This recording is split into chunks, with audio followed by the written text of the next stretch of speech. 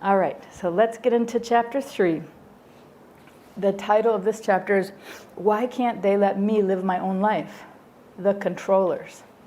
Let's listen in on an imaginary conversation between an adult child and one of his controlling parents. I can guarantee you this conversation would never take place. But if these two people were capable of honestly expressing their deeply hidden feelings, they might say the following. That's an interesting scenario, right?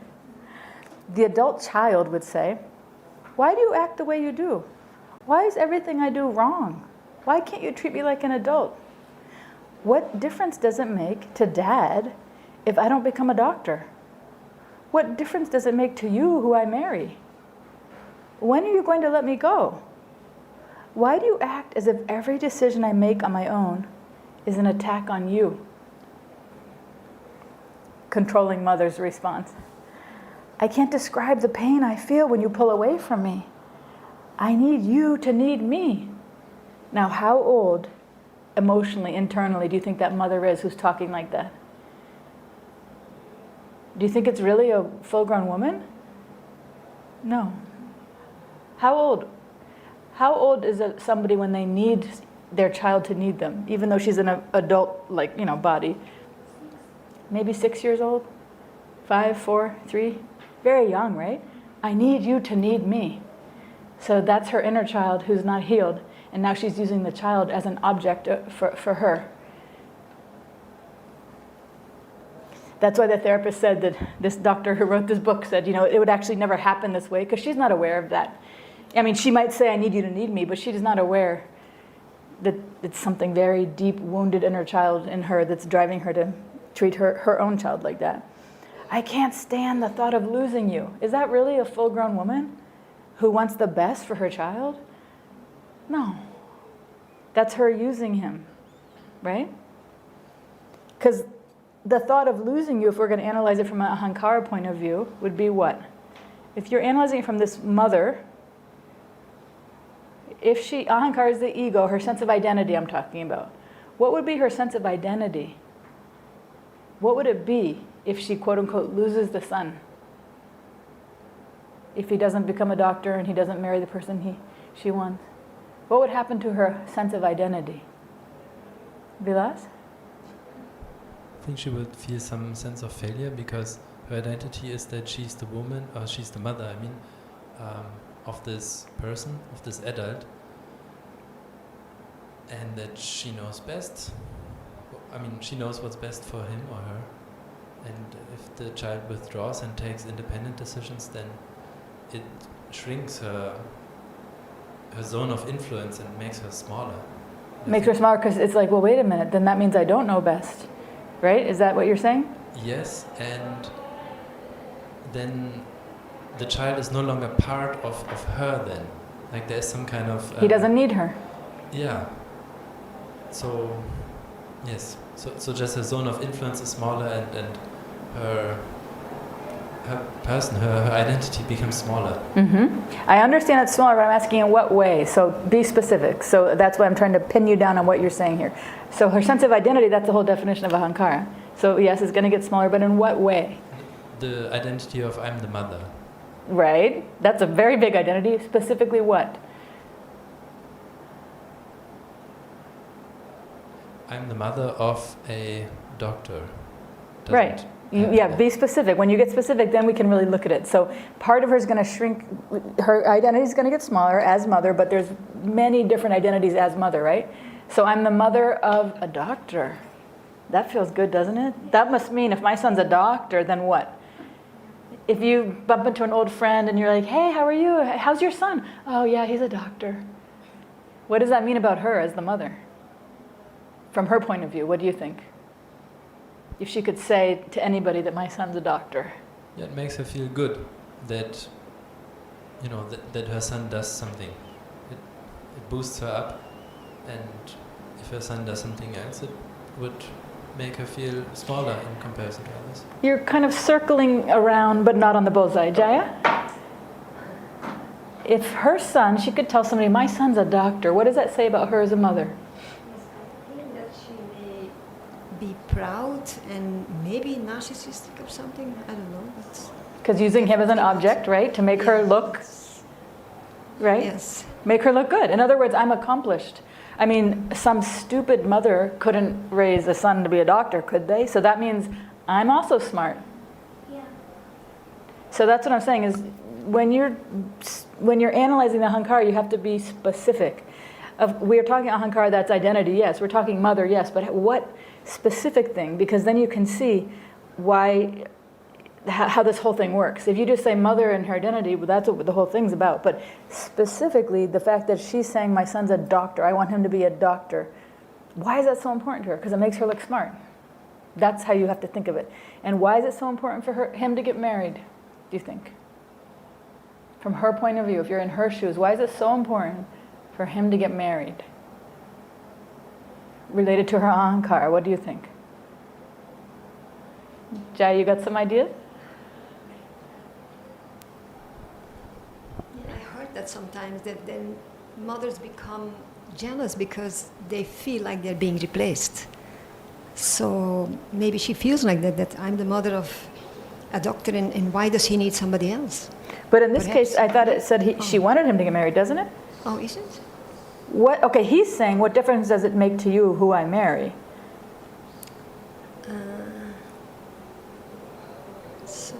So it looks like she wants him to get married. Oh, she wants him So to get married. what would, if you're in her shoes and if you want your kid to get married, why would you want that, do you think? If you're a mother, Nyanshri, Malika? This is interesting to analyze her psyche, right, from the ahankara point of view. So that would mean probably that she would feel herself as a good mother in the sense of I raised a young man who is capable of taking care of a woman, for example, Okay. of a wife. Something like that. Not that she wouldn't get jealous later on, but just at the beginning part, why do mothers, it happens a lot of times, right? They keep pestering the son. Why aren't you, so what is it? So you think it's because her ahankara, her sense of identity would be like, yes, because if my son gets married, it shows that he's a good man. Responsible person, man, for because he can example. take care of a So I wife. raised him well into some good person. And Shri? I was thinking that she also married, so she also has a identity that I married. This is a good thing, and my son is going to continue that thing. He's also going to marry. So he'll be like me. This is what we do in our family. Yeah. So he's kind of like, it's okay. a kind of a. And what would it look like, do you think, to reflect on her ahankara, her sense of identity, if he doesn't get married? How would it make her look as a mother if he doesn't get married? She will feel kind of minimized and different from others, and maybe a failure, or like, oh, what I did wrong, that why he's so different from the others. And what would other people think? You know, she bumps into a friend at the grocery store, and they're like, "How's your son?" And she's like, "Yeah, he's a doctor." and then they're like, the friend's like, "Oh, and you know, how's his wife?" And she's like, "Wife? Well, he's not married yet." And they're like, "Oh, well, our son is happily married with 3 kids." And she's obviously going to think, "Well, what's wrong with me?" So it's going to be a black mark on her. So if you think about it, this is so interesting about ahankara. It makes us only think of what's best for us. She's not thinking what's best for him. Like, he doesn't probably want to be a doctor, and maybe he doesn't want to get married. Well, how does that have anything to do with her? It's literally only because it makes her look good. She doesn't care what the hell he has to go through. Just so she can look good and she can bump into the friend at the store, or at the reunion, or at dinner, and brag about him. That's it. That's the almighty ahankara. It's so powerful. It's just about, you know, how whoever it is that's around me, and especially if it's my son, that's a very big extension of who I see myself as. You want to make sure that they do all the things to make you look good. That's it. She's not thinking like, what, you know, what's best for him. He's really stressed out, or he's a very quiet, introverted type who's an artist. I think you'd be good at you know, doing artwork, my son, and maybe he likes men. Maybe he's gay. But how would that make her look if he's an artist who's gay? You know?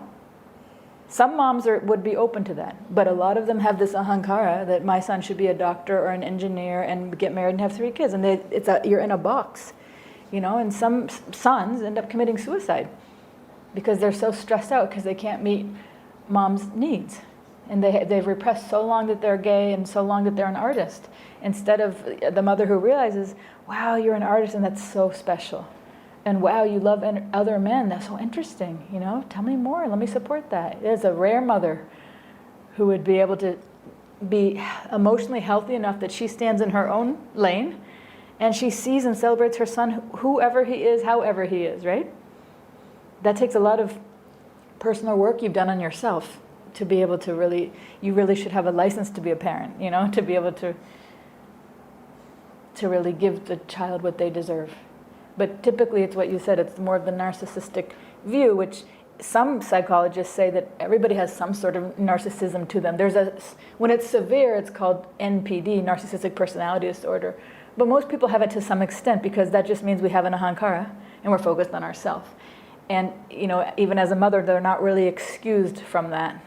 They also are focused on myself, and so my kids need to make me look good, period. At their own expense, no problem. That's the bitter truth about it. Good analysis, you guys. So let's hear what else the controlling mother would say. So I need you to need me. I cannot stand the thought of losing you. You are my whole life. From Vedic psychology point of view, you are my whole life means what? If a mother says to their fully grown son, you are my whole life, let's go, by Vedic psychology, I mean we're analyzing the ahankara, the sense of identity. You're telling your fully grown son, you are my whole life. That sounds like you have to do what I do whenever I want and how I want. Controlling, right? From the ahankara point of view, sense of identity. Possessive, controlling, controlling, she said, and so I think you both are talking about characteristics. I'm talking about identity. So identity is I and you. So she said the you part, you are my whole life. What's the I part? Vilas? It sounds as if the I and the you are one. So that's a little bit strange. So make it me. For example, you are an extension of me. That's the part you have to see. When I say hankara, I'm not just saying just blindly tell me all the characteristics. I'm saying your sense of identity. So sense of identity is I and you are one, which means you are an extension of me. That's why she's saying you are my whole life, which means I don't know who I am outside of you. If you had to put it in a statement of identity, I do not have an identity outside of you. That's what you are my whole life means. It sounds really good. If you're falling in love with someone and they're like, oh, you complete me. Oh, you are my whole life. But it's actually, that's a sign of somebody who's quite empty inside to say that.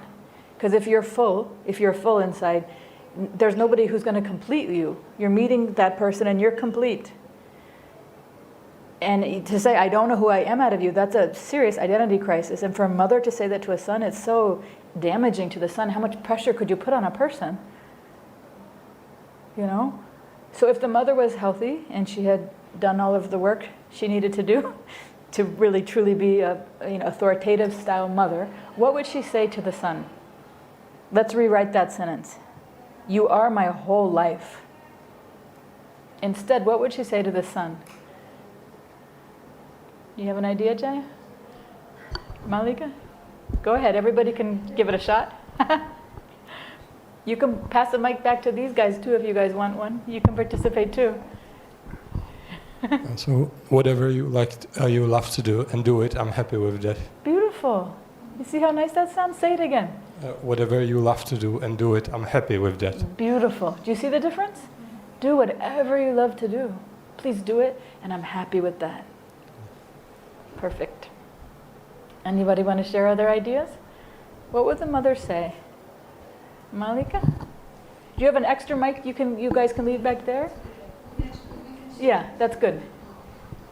You just keep one back there. Okay. Malika? You're a very important part of my life. Yeah. What do you guys think of that? You're a very important part of my life. Instead of I need you to need me, you're my whole life. Instead, you're a very important part of my life. But finish it so she's in her own lane. Because it could, in other words, it could say, you're a very important part of my life, you're my whole life. Or it could say, you're a very important part of my life, but now make it two separate people.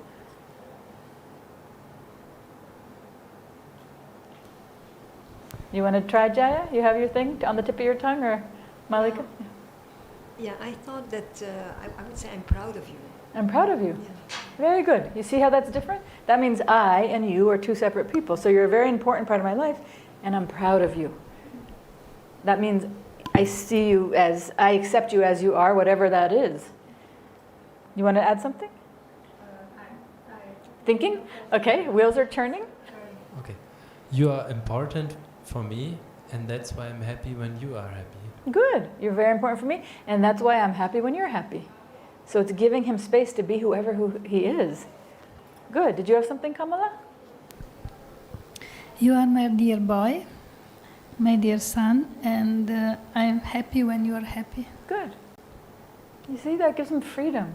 He can take a breath and go, phew. And then he can go, okay, Mom, actually, I want to be an artist. I don't want to be a doctor. Phew. Right? Okay, good job, you guys.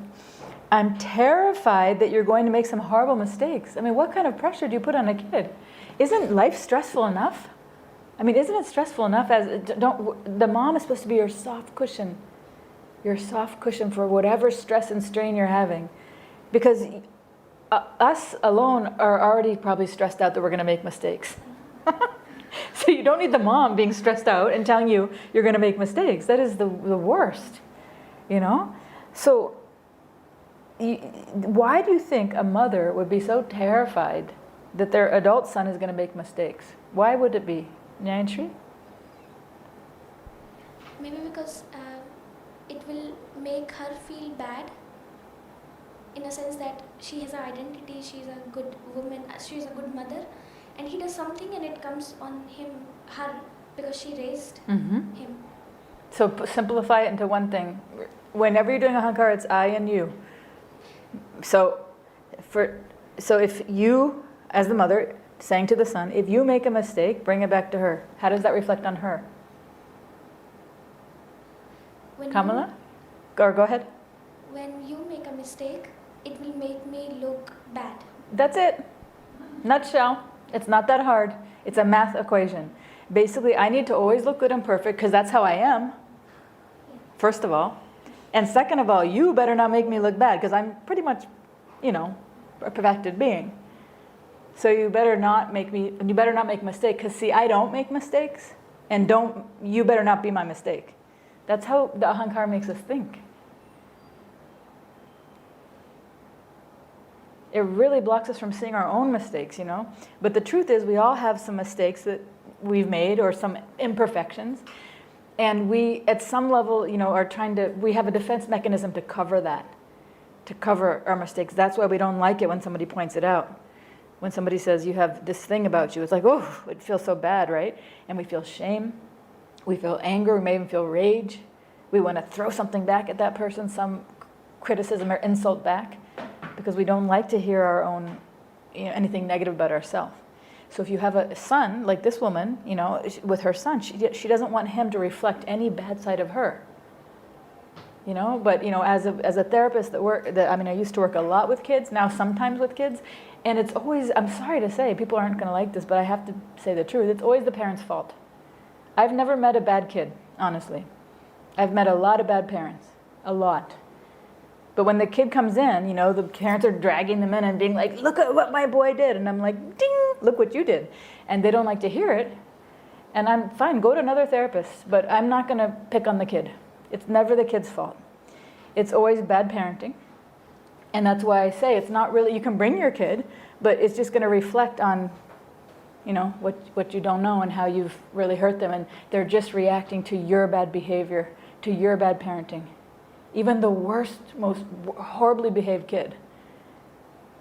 And if the kid has some, serious diagnosis, it's not that you're a bad parent, like maybe you didn't abuse them, but it's that you're not getting them the right care that they need. In other words, if you get them the right care they need, it's not all of a sudden presto that they're going to become perfect. but it's that they're going to be in sometimes they can't be raised in the home. They need to be institutionalized, like the children I worked with. That's the hospital I worked at.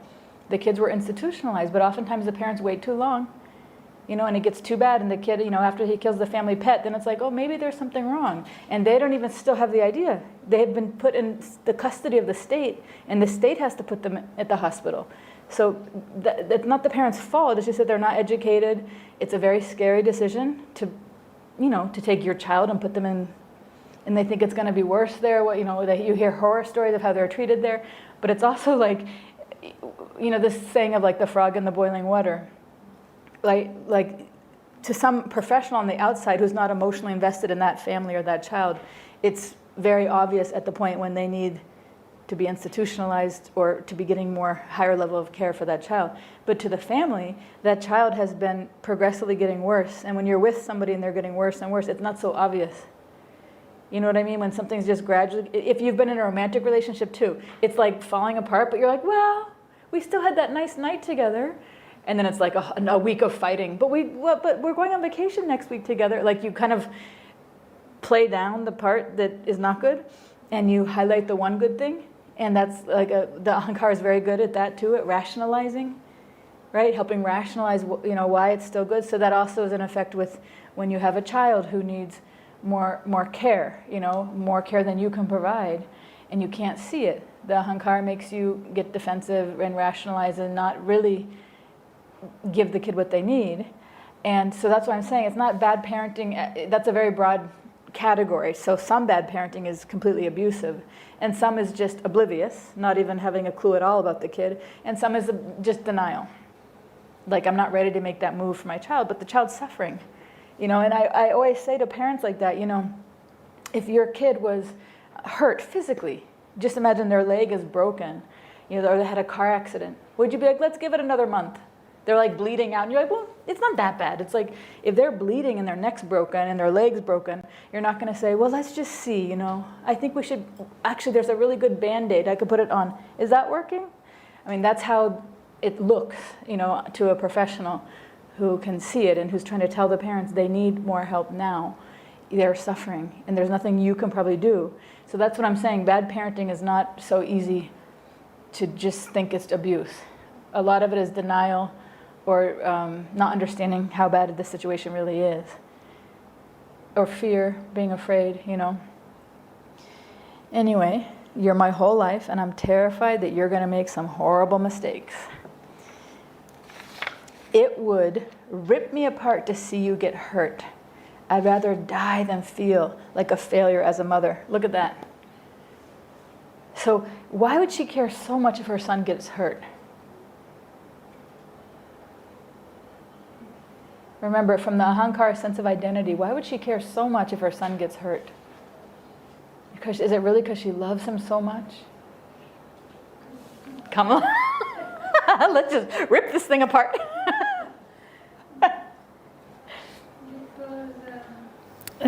She said herself she doesn't want to feel like a failure, and if the son takes a turn that she not approved by her, she will feel like I rather die. I mean, we're talking about if her son gets hurt. Why would she be so upset if her son got hurt? Because go to her sense of identity.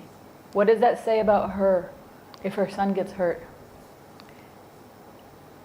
That she's not a good mother. Ding! That's what I'm saying. It's not that hard to figure out. Mm-hmm. Remember, the son is a reflection of her. That's how most mothers and fathers are. They're your offspring, so they represent you. So they need to go out in the world and make you look good, period. So if he gets hurt, it's not that she's going to be heartbroken because she actually cares that he's physically suffering. That's not what it is. That if he gets hurt, then she's a bad mother in some way. Or the other alternative is that he's not there for her in the way that she needs. Just say that, like, every day he comes and just say they live in a cold place and he's like shoveling the driveway of the snow. Now, if he gets hurt, who's going to do it? Or some mothers are very emotional. So they're calling their son every day and venting, you wouldn't believe what happened today, it's so hard. And the son's going, oh mom, oh I'm so sorry. So now what's going to happen if he gets hurt? So for her ahankara, who is she? If she doesn't have that person, her emotional person. So that's what I'm saying, it's very selfish. Ahankara makes us very selfish if we're not aware of it. Automatically it's about how you can help me. Even if you're my own child and I'm supposed to be helping you, it's how you can help me. So her sense of identity of, it would rip me apart to see you get hurt. Now the other thing that's sad, if we don't understand the ahankara, is that from his point of view, if he doesn't understand what's going on, what would he think? Imagine you're the son and your mom says, it would rip me apart if you got hurt. If you're the son, what would you think? Remember, my and me. My mother, something me. What's the relationship? It would rip me apart. Go ahead, Malika. So I should not get hurt or show that I'm hurt, otherwise she will rip apart. That's just summarizing, but what does it say? My question is not that. My question is, it would rip me apart it would rip me apart, it would rip the mother apart, right? So now from his point of view, what's he thinking? From his ahankara point. Yeah. My mother loves me. Okay? Remember, ahankara is not that complicated when you really boil it down. It's my and then me. So what's the relationship? Wow, it would rip her apart? She'd be devastated without me? I don't think there's anybody who feels that strongly about me other than my mother.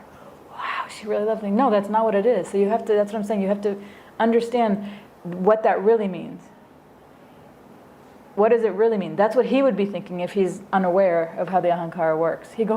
He'd feel so indebted to her, so touched. He'd want to help her even more and be there for her even more. But if he understood what it really meant, is that what? So he's, if he's unaware, it's that my mom really loves me because it would rip her apart if I got hurt. But if he understood what she was really thinking, what would he see? How can be she so selfish to put on my head all this big responsibility of her feeling good or bad? It's not my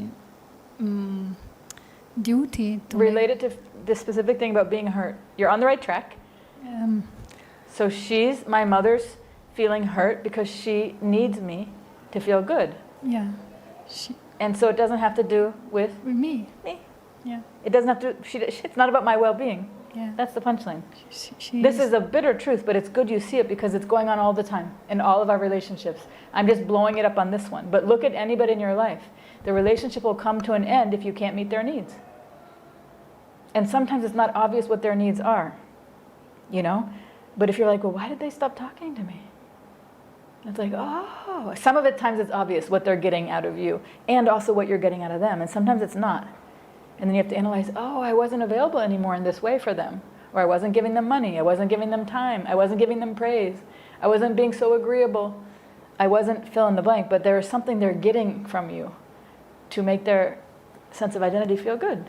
To make them feel special and heard and seen and unique and all that stuff, And when that doesn't happen, party's over. In other words, just imagine the son said something back to her to deflate her ahankara. Because if she's saying all this, that means he's made her believe also. He's enabled all these thoughts. He hasn't cut the cord and said, wait a minute, this is bullshit. What? No, I'm sorry. Like, he hasn't made any boundaries. He's just kind of gone along with it because she's conditioned him that way. But imagine if he said to her, if he said something to pop that bubble. Imagine he said, she said, I need you to need me. And she said, imagine if he said, Mom, that's sick. That's completely sick. I don't need you. And I'm pissed off that you condition me that way. It's making me have really messed up relationships with women. In fact, I don't even want to be with a woman because you've screwed me up so bad. I can't even stand women. As soon as I see them, I cringe. I feel that they're also emotionally needy. But really, I'm in therapy and I've realized they're not. You're so emotionally needy and you've controlled me so much that now, I'm trying to dig out of that and understand that there are some women who are nice and normal and well-adjusted, but it's because of you. So this kind of stuff you're telling me is sick. Now imagine if you're her. What would happen to your ahankara in that moment? What would you start thinking if you're her? Then all of a sudden, would she need him so bad?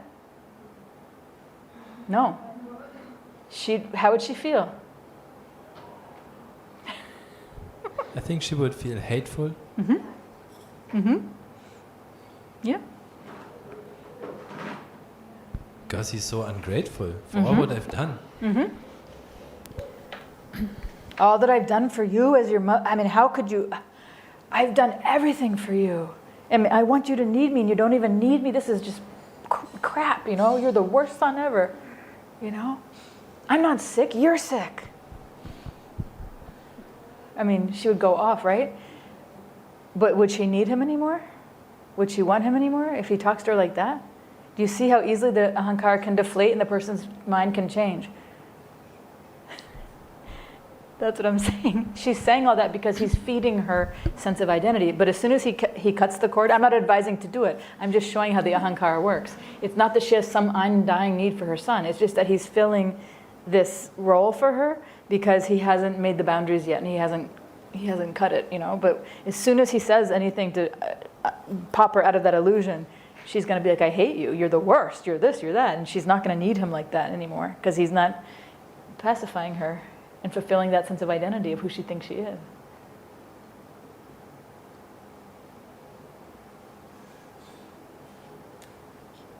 You know? The ahankara is like a drug addict, actually. If you think of it, I don't know if you've ever been addicted to anything, it doesn't have to be drugs, but whatever that thing is that you've really needed in your life, it could be another person, it could be chocolate, it could be alcohol, it could be marijuana, it doesn't matter, but whatever that thing is you need, you know? That's how ahankara is. It's not stable on its own. You know, it needs other people to make it feel strong and powerful and right and great and wonderful at whatever it is. If it's mother, then how can you be a good mother if you don't have any kids?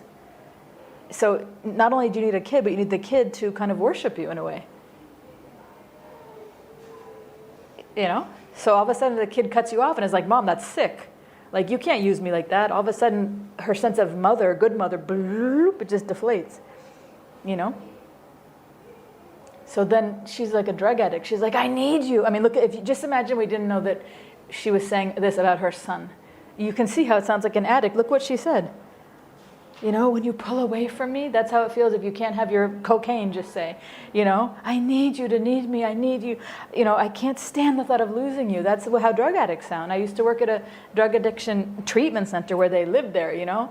I had to meet with the people who are coming off of heavy alcohol and drugs and all that. And when you hear how they're talking, it doesn't sound different than that. They're pissed off because they can't have it, you know, and they're desperate and they'll say all kinds of things to get it. So this is actually what the ahankara does with other people, how we use other people to make us feel pumped up, whatever that is, our sense of identity.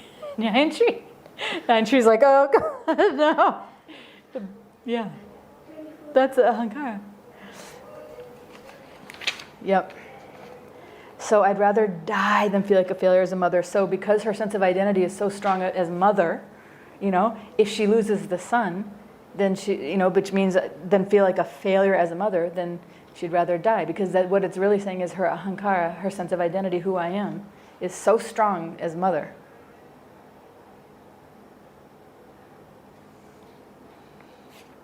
So let's go to this part. It's for your own good. Control is not necessarily a dirty word. If a mother restrains her toddler instead of letting him wander into the street, we don't call her a controller. We call her prudent. She's exercising control that is in tune with reality, motivated by what? Her child's needs, not hers. Her child's need for protection and guidance. That's good for mother to do that. Appropriate control becomes over-control when the mother restrains her child 10 years later after the child is perfectly able to cross the street alone. Children who are not encouraged to do, to try, to explore, to master, and to risk failure often feel helpless and inadequate. So this, I'll read it again. This is, Babaji highlighted this sentence. Children who are not encouraged to do, to try, to explore, to master, and to risk failure often feel helpless and inadequate. Over-controlled by anxious, fearful parents, these children often become anxious and fearful themselves. This makes it difficult for them to mature. When they develop through adolescence and adulthood, many of them never outgrow the need for ongoing parental guidance and control. As a result, their parents continue to invade, manipulate, and frequently dominate their lives. So that's hard as a parent. You have to kind of like, as the child starts getting older, like loosen the rope a little and let them stumble, let them fall, you know? And that's very hard, to give your kid that autonomy. To say, okay, you know, but by the time they should be able to do that, you've done a good job in parenting, so they know you've helped them think. You've given them good intelligence, good reasoning skills, so they think through things, you know? But most parents don't do that. Either they're neglectful, they're not paying attention at all, they're overly controlling, they're too authoritarian, they're, you know, very harsh. So the authoritative is very, very rare, but if you have an authoritative style parent, they're going to discuss with you. Like, I don't think that's a good idea for you to do that, and here's why. Let me explain, if you do it like this, this could happen. If you do it like that, that could happen. And then let's discuss why, what do you think? And the kid's like, well, I want to do this. And the parent's like, well, actually, you know, here's probably why that's not going to work. And then if the kid still doesn't understand, it depends on what they want to do. If it's too dangerous, the parent should say, well, I'm sorry, I'm the parent. We discussed it, and you just have to follow what I'm saying. Or if it's not that dangerous, you know, it's not dangerous, but it's something that the kid needs to learn the hard way, the parent says, okay, like, go ahead and you can tell Jimmy what you think, what you really think, but don't be surprised if he doesn't want to be your friend anymore. Something like that. But if it's like, I think I should drink alcohol and drive, can I have the car tonight? You can have a discussion about it, but if the kid's still like, no, but I want to, it's like, no, you could kill yourself or somebody else, so that's not okay. You know, so it depends on how it's done, but this authoritative style parenting is so rare that it's hard to even imagine how that would look, how that would feel. To be encouraged to explore things, you know, but through discussion and through calculated risks in a way, with the parent supporting you. So oftentimes if the parent is too harsh, you can feel very anxious as an adult. You don't know how to make a decision, you think I'm doing it wrong, or if they're not there at all, you don't really know what to do, so you just kind of freeze up, or you get confused and doubtful and you're just not sure, you know? So sometimes you're just too afraid to do it wrong because your parents were so always hammering you, you know? Or and so then you can feel very anxious. But you can also feel anxious if you just don't know because your parents weren't there. You know, you never had that feedback. So that's the story of a lot of people when it comes to decision making as adults, you know? They'll still, as an adult, be calling mom and being like, what do you think, you know, or dad, instead of having grown up enough that they don't need to rely on another person, you know, realizing I'm an emotionally mature adult, and I know how to think through things, and I trust myself. You know, that's kind of a rare one. You know, even as a therapist, I don't like to make decisions for my clients. You know, when they come, they're like, what should I do? And I'm like, okay, you're an adult. I don't want to tell you what to do. I want you to have thought through it. At least tell me the pros and the cons. At least tell me what you're thinking and why. And then we can discuss it. Because what happens is a lot of clients, when they come to therapy, they just want to come. I feel like an ATM machine. You know, I feel like, okay, for this hour, you're going to come with your list of questions. I'm going to say, do this, do that, do that, do that. Yeah, that's like that. Okay, what did you learn? And then what happens is I'm giving you the idea that you're not strong enough, or that you don't have the ability to work through the problem yourself. And the next week you're going to come back and say, well, you told me to do this. So then, as usual, it's not your fault. You know, it's the therapist's fault. And before it was your mom's fault and your dad's fault and your partner's fault, and now it's my fault. So that's the thing, is it's not a good idea to put your decision making on some other person, whoever it is. You know, because then you're not really growing up. It's better that you think through the best you can and stumble and fall, and then come to the therapist after that and say, I made this decision, I thought it was like this, and here's what I learned from it. What do you think? Then we can analyze, but at least you've thought it through, you've tried, and that's how you grow. But if you're not trusting enough in yourself and you're always defaulting to another person, it's hard to grow. It's hard to learn, you know, and to improve in that way. Okay, so That's why this author is saying, you know, that many people never outgrow the need for ongoing parental guidance and control. As a result, their parents continue to invade, manipulate, and frequently dominate their lives even as adults. The fear of not being needed motivates many controlling parents to perpetuate this sense of powerlessness in their children. So Babaji also highlighted that sentence. He must have thought that was very important. The fear of not being needed motivates many controlling parents to perpetuate this sense of powerlessness in their children. And that's what we read, right? In the thing before, with the controlling mother, she said, I need you to need me. I can't stand the thought of losing you. So she's basically terrified of not being needed by her son. We already analyzed that, right? So that's what she's saying here. These parents have an unhealthy fear of the empty nest syndrome, the inevitable sense of loss that all parents experience when their children finally leave home. So much of a controlling parent's identity is tied up in the parental role. Parental role means ahankara, who I am, right? I'm the parent. That he or she feels betrayed and abandoned when the child becomes independent. You know, so I don't know how it was for you guys, but oftentimes when you're leaving home for the first time, you're moving out, you know, the parents are very upset. You know, but if you actually take a step back, because you're not leaving home just now, you've already left home. So if you can go in their shoes for a minute and actually think what they're crying about. Look at what she's saying. They're feeling betrayed and abandoned by their child because of your growth. You see how selfish the ahankara is? They're not crying because they're going to miss you because of something about you. They're going to miss the role you played in their life to make them feel like a useful, better person. Because if they were truly complete in themselves, how would they feel when you're leaving home for the first time? You think a mother or a father would feel betrayed and abandoned? How would they feel? How would they feel? They will feel hopeful for the child and confident that they raise well and now their kids are going to make progress in their life. That's still about them. Empathy. How would you feel for the child? Instead of like, I'm confident because I did a good job, it's still selfish. How would you feel if you're really complete in yourself? Proud? Yeah. Proud. Of them. Yeah, of them, yes. Proud of them. Yeah. Vilas?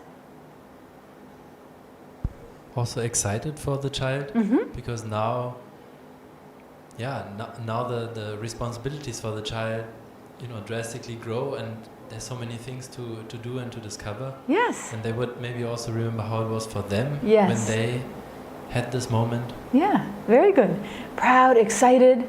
Oh, now you've done all the hard stuff in childhood and you've graduated and you're out on your own as a competent adult. You have the whole world as your oyster. You can go anywhere and do anything. I think, is that Narottam there? Okay, Narottam? I also think that such parents would feel very supportive, very proud and very happy that the little birds are now flying on their own. Yeah. The beginning of their own life, and they would just be there, like, yeah, just let me know if you need anything, we're here for you. Yes, yes, very good. They'd feel supportive. It's very supportive, very wonderful. It would be a wonderful feeling for them. Why? Because they love you and they see you're doing so well. That's why. And they do not need you. So that's right, Narottam. The idea would be like, hey, if you ever need anything, we're here. And wherever you're moving, whatever you're doing, we will come visit you. Can't wait to see you and what you're doing in your life. And if you're getting an apartment, we'll help you move in if you need that. Or you want to do it on your own with your friends or your partner, go for it. But we don't need you. We want you to be free, feel free. You know? So look at the difference. It's a big difference, right? The fear of not being needed. So, okay, so the identity is tied up in this parental role, so then they feel betrayed and abandoned when the child becomes independent. What a heavy load as a kid to take on. You know, some people never really move that far away from home because of that. There's some people who've always wanted to live I've had so many clients who've always wanted to live in one certain place, but they've never gone because they feel too responsible for mom or dad.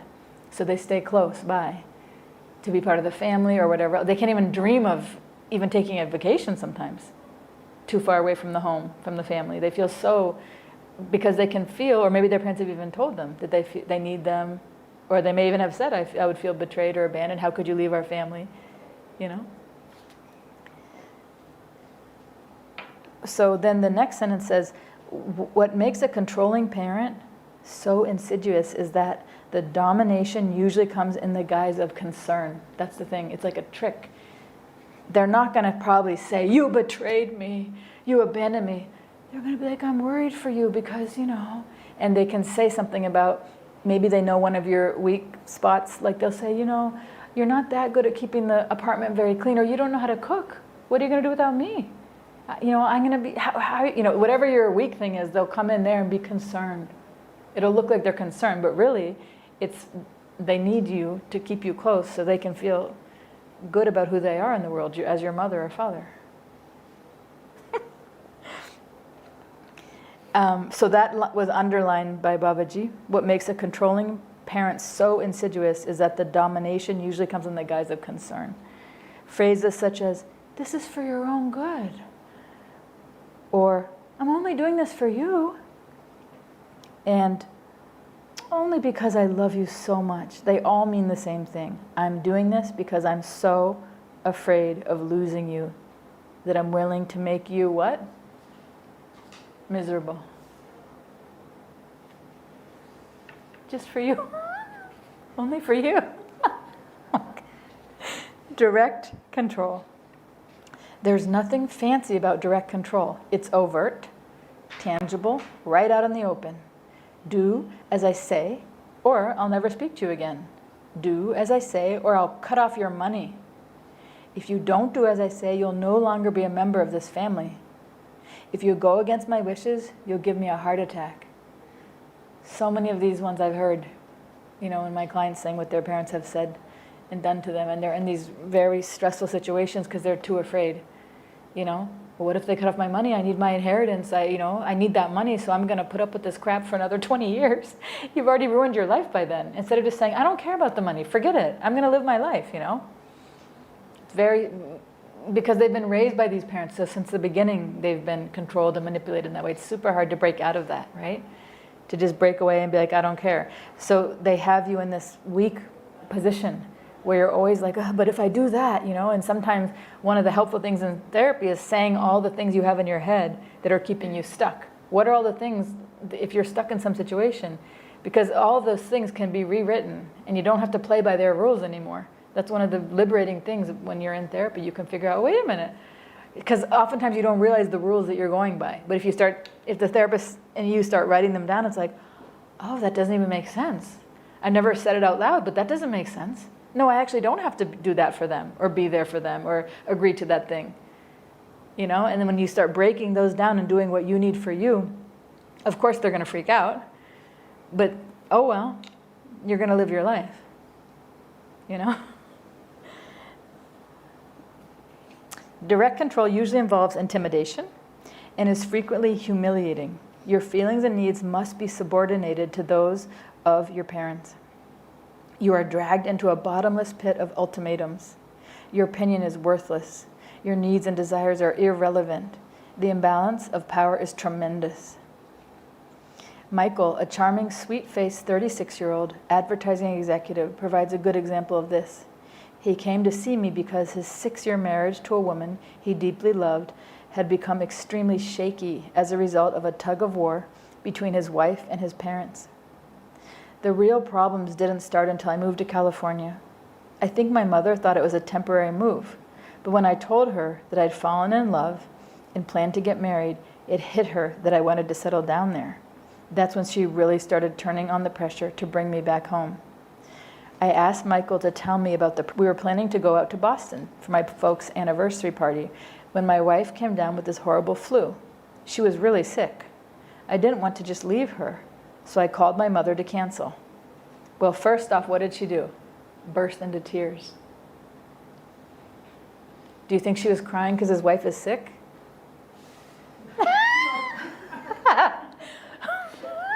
Why not? What was she crying about?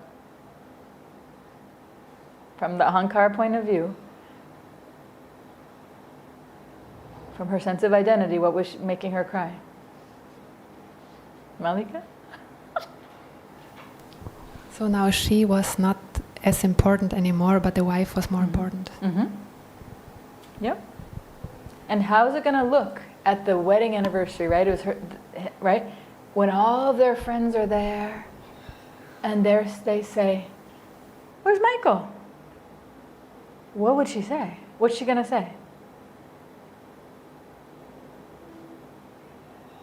How's it going to make her look? Yeah, well, Michael's not here because basically what she's feeling like is he chose her over me. So back to what Jaya said at the beginning, jealous. She's going to be jealous. She's going to hate that damn wife. Who cares if she's sick? I've been your mother longer than you've been married to this girl for 1 year.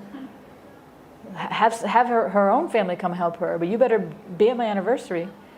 You're my son. I need to show that you're successful. I need to say that you're the doctor, and everybody needs to see that. If you don't come and make me look good, what am I supposed to do? Who am I without you? That's why she cried. Now, Ahankara is very sensitive. And has nothing to do with him and his wife, who is extremely ill. He's probably crying about that and stressed about that. And his own mother, the one who's supposed to be the most attuned to his feelings and sensitive, couldn't give him an inch of empathy. She's crying for herself.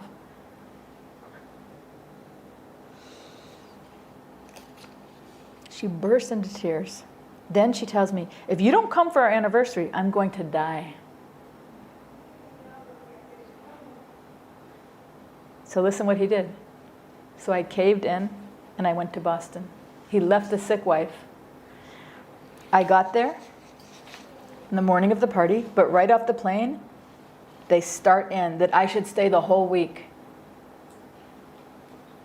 I didn't say yes or no, but I left the next morning. A day later, I got a call from my father. "You're killing your mother. She was up all night crying. I'm afraid she's going to have a stroke. What the hell do they want me to do? Divorce my wife, come back to Boston, and move back in my old room?"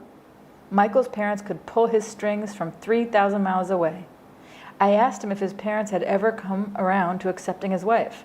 Michael became visibly flushed with anger. "No way. Whenever they call, they never ask how she is. In fact, they don't even mention her. It's like they're trying to pretend she doesn't exist." So do you see how they have, the Ahankara is very selfish and makes you have no empathy. So obviously it's there, he's in love with her and he married her, he cares about her very much. She's so sick. And so not only were they okay with the fact that he left his sick wife to come to a wedding anniversary, they were okay with that. But then when they got there, they didn't say, "Who's there? Who's taking care of her? Is she okay? And how's she doing? And can we call her and see how she's..." Nothing. They just said, "You need to stay longer." Why? From the Ahankara point of view, from their point of view, the mother and father's point of view, why would they want him to stay longer? Not that they're aware of it, but what would drive the Ahankara? Yes? The mother wants to use him, the son, For what? for her comfort, for her well-being. And then the father pressures the son because now how is he looking if his wife is totally went bananas. So then how is he as a Yeah, if he can't help his wife and exactly. that's a Because reflection on him. Yep. His identity is probably that he is the whatever stable anchor for Yeah. her, and He doesn't want to look like he has an he's a unstable figure. wife, like maybe he caused it. So the husband needs the son to be there to keep the wife at peace. Because the husband's blaming, do you see how the husband's blaming the son? Yeah. He didn't say, "My wife is screwed up and really unstable and I can't believe she's dumping this on you. This is so unfair." See, he should have stood up to the wife. And he should have done it this boy's whole childhood, and he didn't do it. And the way you can tell is because he's not doing it now, so he didn't do it then. So he's what's called an enabler. The wife is mentally sick, and the father is actually sicker. So the father enabled the sick person to abuse the son still, and they're both abusing the son. But he's been conditioned like that. So as soon as they, pushed his button, he runs home and drops the wife like that. So the father would look bad. You're right, Vilas. The father would look really bad if the wife's all freaking out. And the wife, the reason why she wants him there, it's yes, so she can use him, but just think specifically for the situation. If they're having like a wedding anniversary, people aren't going to be there for 1 hour. If it's a big party, most likely they're going to be there for a little longer. So he needs to make her look good the whole time. Everybody's there. He needs to look like a good son. They're probably going to want to parade him around and go out to different dinners with people. And, he needs to show up and be the world's best son to make them look good. It's not that they want to spend time with him and get to know him and hear how life is in California with his wife. They don't even ask about his wife. That's how you can tell about the Ahankara. They don't care about him, what he likes, because he loves this woman. And they don't even care that she's very, very sick. They don't want to know how she's doing and how he must be so stressed out leaving her like that. So that's the almighty Ahankara. I think we did a good analysis. Good job today, you guys. If anybody wants to take the attachment style survey, I mentioned 2 weeks ago we'd have it. You can try it. It's on our website. I haven't had anybody try it yet. I haven't announced it, so you just see what you think. It's on the top of our website. It's under relationships. You can go there and see what your attachment style is. And that relates to the parenting style. So most of you have heard of that and taken the parenting style, but now you can take attachment style and see if it matches up to how you are securely or insecurely attached based on the first year, mostly the first year of your life. And that affects how you are in relationships up until today. So it's a good thing to know.